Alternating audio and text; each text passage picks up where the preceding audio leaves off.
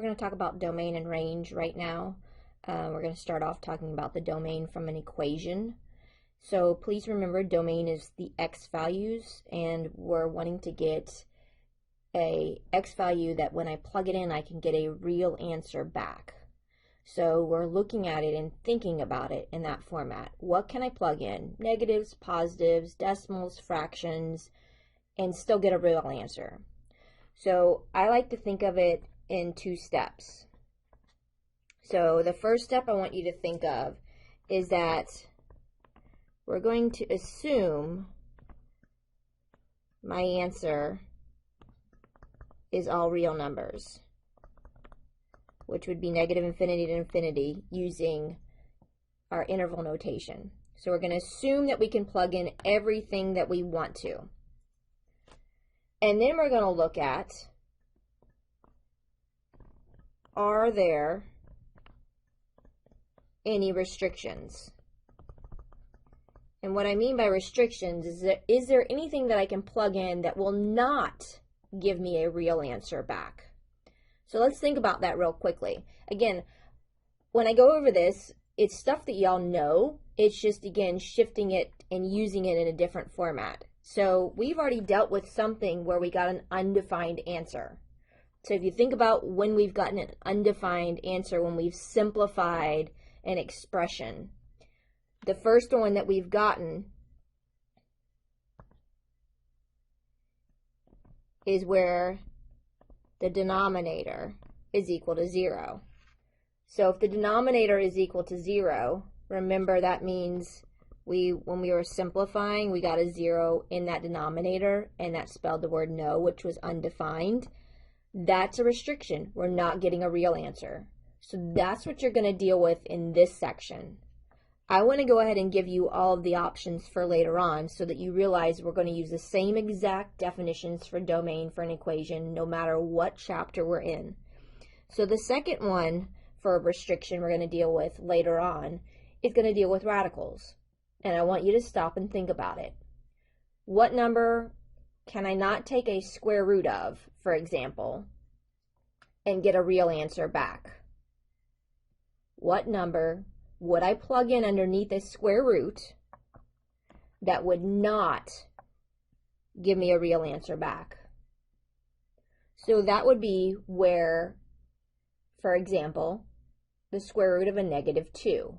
I cannot take a square root of a negative number and get a real answer back. I can take the square root of a +2 because that would be a decimal answer, and that's still a real number. So the restriction here is you take whatever's underneath the square root and you set it greater than or equal to 0. So if you have a denominator, it can't equal 0. That's a restriction. If you have a square root, we take what's underneath and we set it greater than or equal to 0. Don't confuse these. You know these rules if you stop and think about them. All right, so let's look at some other examples.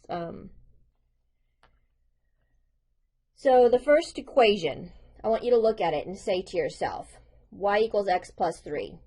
We're starting off assuming our answer is all real numbers. And I want you to ask, are there any restrictions? So y equals x plus 3. There's no denominator, and there's no square root. So my answer here, negative infinity to infinity for my domain.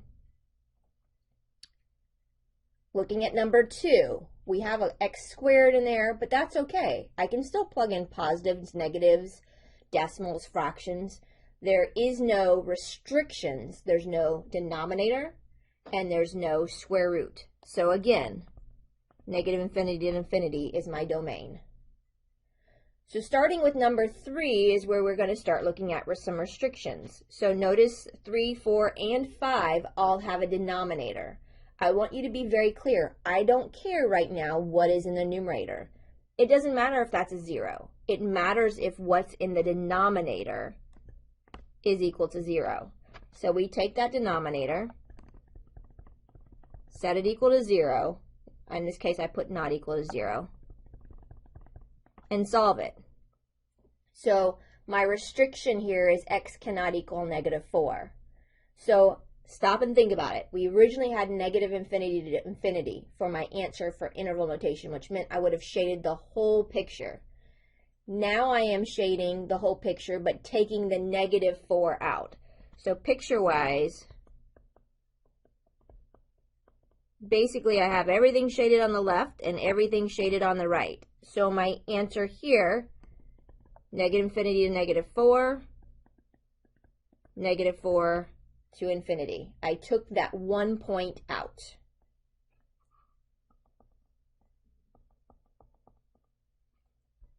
So looking at number 4, same idea. Denominator cannot equal 0. So we're going to take that piece, can't equal 0, subtract the 7 from both sides, and then divide by 3. So x cannot equal a -7/3. So same idea as the picture for number 3. It's shaded everything except for the -7/3. So my answer here is negative infinity to -7/3, open, -7/3 to infinity. Remember, infinities are always open, and in this case, I'm not including that point, so they have to both be open as well. Looking at number 5, same idea. Take that 2 minus 9x and solve it. Be careful of your signs. So I'm subtracting 2 from both sides, and then when I divide by a -9, which equals 2/9. So be careful of your signs. Don't do it all in your head. Super easy to make a mistake. So again, all I did there was subtract 2, then I divided by the negative. Negative divided by negative gives me a positive. So in this case, negative infinity to a positive 2/9. 2/9 to infinity. This is what you're going to deal with in this section. I don't want you to think again. I want you to realize that the rules still apply for everything. So later on, we will introduce the square roots, which is 6, 7, 8, and 9. I will do a separate video for those later on.